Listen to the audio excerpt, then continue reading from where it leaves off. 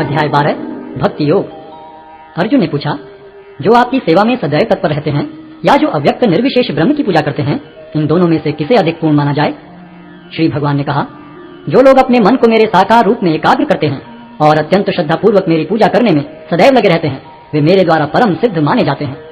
लेकिन जो लोग अपनी इंद्रियों को वश में करके तथा सबों के प्रति संभाव रखकर परम सत्य की निराकार कल्पना के अंतर्गत उस अव्यक्त की पूरी तरह से पूजा करते हैं, जो इंद्रियों की अनुभूति के परे है, सर्वव्यापी है, अकल्पनीय है, अपरिवर्तनीय है, अचल तथा ध्रुव है, वे समस्त लोगों के कल्याण में संलग्न रहकर अंततः मुझे प्राप्त करते हैं।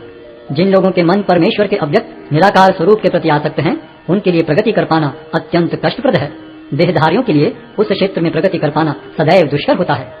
जो अपने सारे कार्यों को मुझ में अर्पित करके तथा विचलित भाव से मेरी भक्ति करते हुए मेरी पूजा करते हैं और अपने चित्तों को मुझ पर स्थित करके निरंतर मेरा ध्यान करते हैं, उनके लिए हे पार्थ, मैं जन्म मृत्यु के सागर से शीघ्र उद्धार करने वाला हूँ।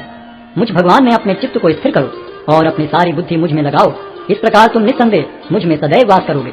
हे अर्जुन, हे धनंजय, यदि तुम अपने चित्त को विचल भाव से मुझ पर स्थिर नहीं कर सकते तो तुम भक्ति योग के विधि विधानों का पालन करो। इस प्रकार तुम मुझे प्राप्त करने की चाह उत्पन्न करो। यदि तुम भक्ति योग के विधि विधानों का भी अभ्यास नहीं कर सकते तो मेरे लिए कर्म करने का प्रयत्न करो, क्योंकि मेरे लिए कर्म करने से तुम पूर्ण अवस्था को प्राप्त होगे। किंतु यदि तुम मेरे इस भावनामृत में कर्म करने में असमर्थ हो तो तुम अपने कर्म के समस्त फलों को त्याग कर कर्म करने का तथा आत्मस्थित होने का प्रयत्न करो।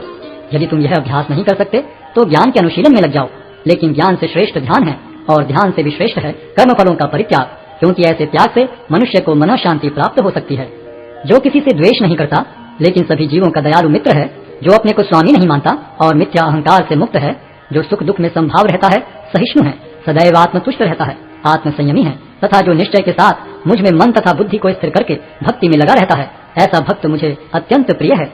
जिससे किसी को कष्ट नहीं पहुंचता तथा जो अन्य किसी के द्वारा विचलित नहीं किया जाता, जो सुख दुख में भय तथा चिंता में संभाव रखता है, वह मुझे अत्यंत प्रिय है। मेरा ऐसा भक्त जो सामान्य कार्यकलापों पर आश्रित नहीं है, जो शुद्ध है, दक्ष है, चिंता रहित है, समस्त कष्टों से रहित है और किसी फल के लिए प्रयत्नशील नहीं रहता, मुझे अतिशय प्रिय है।